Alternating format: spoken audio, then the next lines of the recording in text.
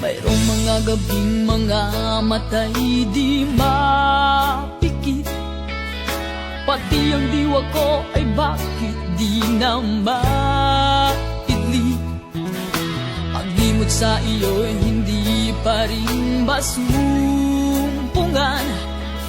Sarili ay tinatanong, bakit nagkaganyan?